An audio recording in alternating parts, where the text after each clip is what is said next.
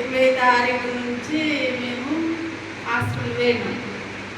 ఇక్కడికి శ్రీలాస్ government hospital పోయినాం. పోతే గొంతు నొత్తుందని అది వరకు 2-3 సార్లు పోయినాక థైరాయిడ్ ఉన్నదని అన్నది సుభాష్ నగర్ గవర్నమెంట్ హాస్పిటల్. ఇట్లా గొంతు నొత్తుందని థైరాయిడ్ గురించి పోతే గోళీలు ఇచ్చింది. మళ్ళీ ఇంకా బాగా వస్తుంది. ఎట్లా అని 20 తారీఖు నాడు వేస్తారు రోజు. ఆ రోజు ఈ గవర్నమెంట్ హాస్పిటల్ పోయినాక ఆధార్ కార్డు పంచుకోలేదు. ఆధార్ కార్డు పంచుకోకున్నాక అయ్యో ఇట్లా ఓపీ తీసుకోవాలని అంటాను. అందువల్ల సెల్లులకి వెళ్ళి కార్డు తీసుకుంది. ఆధార్ కార్డు నంబర్ చెప్పిన వల్ల ఓపీ ఇచ్చినాక తర్వాత నేను మేడం దగ్గరికి పోయిన వాళ్ళు మేడం నాకు కొంత బాగా నొస్తుంది, కొంచెం లగంజ్ మాట్లాడినా ఇలా మాట్లాడినా మీకు బాగా నొస్తుంది, మరి ఎందుకు ఇట్లా అవుతుందని నేను మేడం చెప్పిన వల్ల మళ్ళీ అట్లనే ఛాతీలో కూడా మండుతుంది.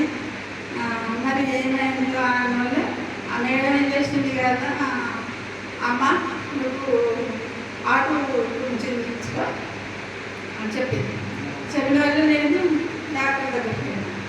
అదిపోతే ఆ మేడం ఏం చేసింది కదా, ఈసీ తీసిన వల్ల అమ్మ నీకు గుండెకాడ ప్రాబ్లం వస్తుంది, నువ్వు పెద్ద డాక్టర్ దగ్గరికి వచ్చి తీసుకోవాలా అన్న వల్ల నేను అయ్యో ప్రభు ఇట్లా ఉంటుంది, ఆయనకే హార్ట్ ఆపరేషన్ అయ్యే నాకు ఇట్లా అయితే ఎట్లా అని ఆయనతో ఆ నుంచి ఇంటికి వచ్చినాక మళ్ళా పోదామా అని పెద్ద డాక్టర్ తీసుకో ప్రైవేట్గా తీయించుకుని అన్నది. ప్రైవేట్గా తీయించుకుందామంటే మన దగ్గర డబ్బులు లేదు. మరి తీసి తీయించుకుంటే ఎన్ని అవుతాయో అన్ని టెస్టులు అంటారు. అందువల్ల మేమేం చేసినాం కదా, ఆనందరావు హాస్పిటల్ పోయింది. అక్కడికి పోయి అక్కడ కూడా నంబర్ తీసుకొని ఇట్లా మేము డైరెక్ట్ వేరే టెస్ట్ చేయించుకోవాలి హార్ట్కి అన్న వల్ల ఆయన అన్నగా రిపోర్టు నీకు బయటికి రావాలా లేకపోతే ఇక్కడనే తీసుకుంటారంటే మాకు రిపోర్ట్ ఇవ్వాలి అన్న వల్ల ఆయన రిపోర్టు మీ చేతికి కావాలంటే 1050 రూపాయలు అవుతాయి అన్న వల్ల ఇక మాకు చేతికి ఇస్తామన్నారు. సేపు 10 నిమిషాల సేపు కూర్చున్నాక పిలిచినాక ఫుల్ రసి వీళ్ళకు చెమటలు కుడతానే మోసంది. అయ్యో దేవుడా ఎట్లా అని అనుకొని దగ్గరికి పోయి ఆడ మేడం సార్ ఉన్నారు. ఇక దగ్గర ఒక్కొక్కరు చూపిస్తాను అన్నట్టు. చూపించిన వాళ్ళు ఆ మేడం చూసింది, స్కాన్ చూసింది. చూసిన వాళ్ళే ఆమె అమ్మ ఏం ప్రాబ్లం లేదు, అక్కడ ఏది లేదు అని ప్రభా నాకు సహాయం చేశారు. ఇక ఇక్కడ సత్య కాకుండా మేడం చెప్పేసింది, అయ్యో దేవుడా మరి ఆయనకు హార్ట్ ఆపరేషన్ అయ్యే ఆయన చూసుకోవడానికి నేను 3 సంవత్సరాలు ఉంది, నేను 3 ఏళ్ళ నుంచి బాధపడుతున్నాను, మాకు ఎవరు లేరేస్తాయా అది గిట్ట అన్నీ నార్మల్ రిపోర్ట్ అత్తే నేను జీవితాంతం నీకు రుణపడి ఉంటాను తండ్రి, నాకైతే ఎవరు లేరు, నన్నైతే మంచిగా చేయతండ్రి అని ఆ రాత్రంతా ఆయన టెన్షన్ పడలే, నేను టెన్షన్ పడలే. ఏంటి ప్రభు అమ్మకు ఇద్దరికి రోగాలతో నేను ఇంకెన్ని సంవత్సరాలు జీవించాలి, నన్ను బ్రతికించుతావా చంపేస్తావా, నువ్వు నా తల్లిలాగా తండ్రిలాగా నన్ను కాపాడు.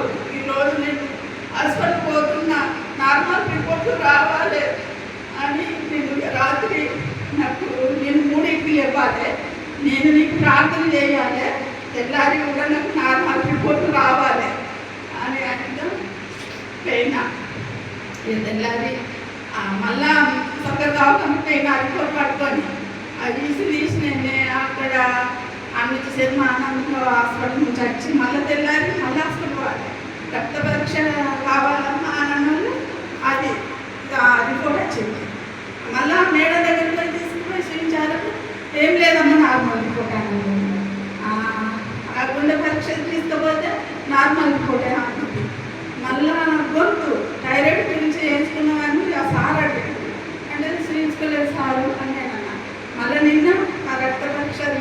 వచ్చింది.